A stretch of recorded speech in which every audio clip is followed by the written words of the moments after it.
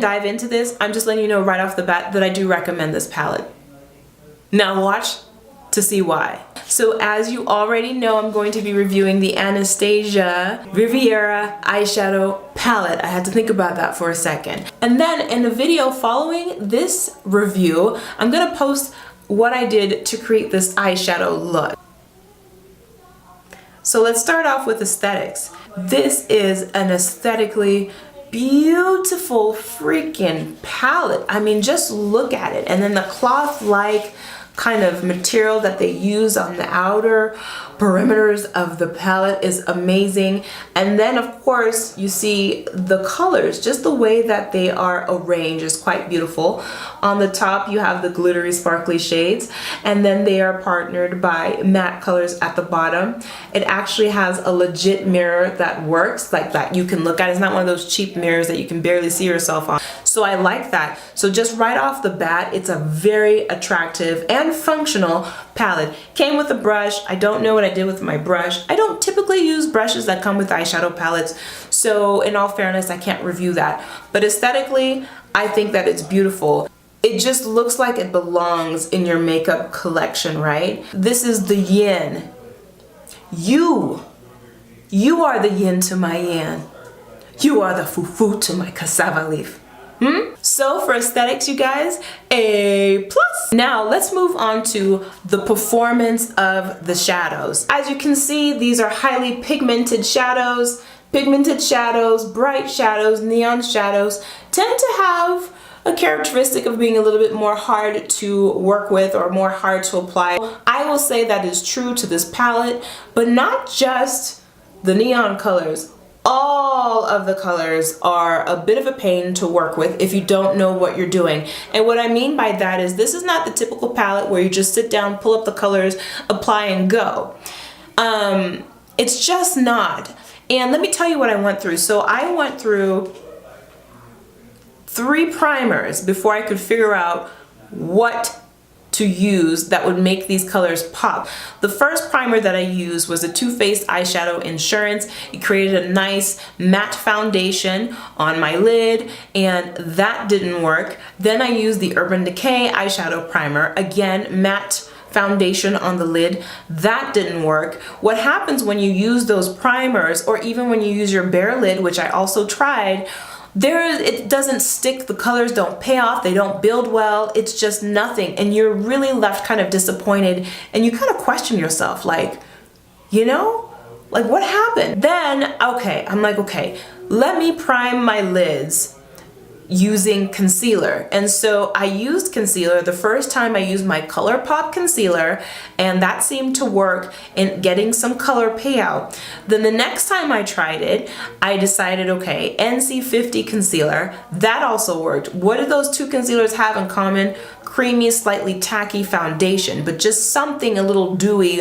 on the lid, and that really gave the eyeshadow what it needed to stick and just be pigmented. Thirdly, I decided I really want to use an eyeshadow primer.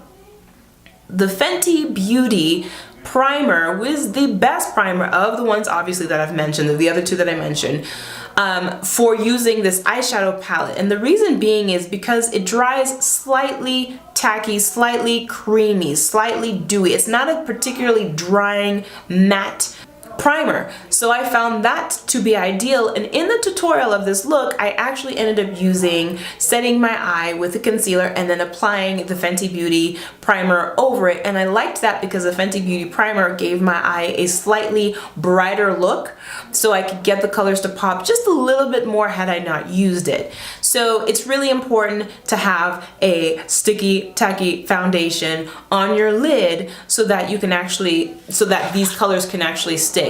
And that is true for me for all of the colors. You have to give it a dewy, liquidy, creamy. There we go. You have to give it a creamy foundation. Now, in addition to performance, application is key. When I apply this eyeshadow, I am, first off, to even get the color onto my brush, I am pressing, which you will see in the tutorial, pressing my brush against the shadow and rubbing it down. And I'm not pulling it up, but I'm rubbing it down, and that's the way I'm able to grab a good amount of color and apply it on my eye by pushing, and I'm able to get great pigmentation. If I just kind of dabble like this and put it on my eye, what ends up happening is a whole heck of a lot of fallout, which is a con as far as I'm concerned, which is something that I don't like. That's all I have to say about using the eyeshadow. You want a creamy primer on your eyelids, and you also want to make sure that you are patting it gently or firmly, but not hurting your eye, but you know, cautiously on your eyelids. Otherwise, you run the risk of having a whole heck of a lot of fallout on your face. And if you're a girl that likes to do your foundation before your eyeshadow, I suggest that you do your eyeshadow first so you can get a feel of how this palette performs. Let me go into the pros and the cons. I'm going to start off with the cons real quick, and then I'm going to the pros. The cons are it's tricky to work with, in my opinion, for the aforementioned reasons. And so if you don't have a creamy eyeliner, or if you don't have a creamy concealer, or if you don't have something creamy to set your eyes with, this is not going to do anything for you. Unless you particularly like subtle kind of pops of color, then you can use it that way. But for me, the fact that it's tricky is a con. The other con for me is the fallout. I'm not a fan of fallout, you guys. A couple of reasons why. I have very irritable eyes. I have allergies almost all year round, so my eyes are already kind of irritated. When you have products with a lot of fallout, they just get in the eye and they further irritate whatever you've got going on. So for me, per se, I don't like the fallout, but also this is an eyeshadow you have to plan how you're going to do your face. I would rather do my eyes first and then follow that doing my face. So for that reason, I don't like the fallout, but I recommend this eyeshadow. And let's go ahead and conclude this review with the pros. Aesthetics, beautiful. I'm a sucker for aesthetics. It's so freaking gorgeous. Like I said, it belongs in everybody's collection. 2, the color variety. It's beautiful, it's bright, it's vivid, it's gorgeous. It's great for the spring and it's great for the summer as far as I'm concerned with the colors that they have offered in this palette. Another pro is I have noticed, as a girl with oily skin, as a girl with oily lids, as a girl with hooded oily lids, I always get a crease. Always get a crease on my eyeshadow when I use something creamy to set my eyes as a primer. So I stay away from things like Painterly Paint Pots, or can't think of anything else right now, but any creamy primer, usually I stay away from it because I'm just terrified that it's not gonna do anything to help me. So even with the Fenty primer, with the Studio Fix Fluid Concealer, along with even the Color Pop Concealer, and which gave me a creamier, tackier base, this eyeshadow seems to have a resistance, or it stays put once you apply it the way it needs to be applied. I have had this look on for 2 hours now. I don't have a loss of color in the creases of my lids. So, and it's not solely primer.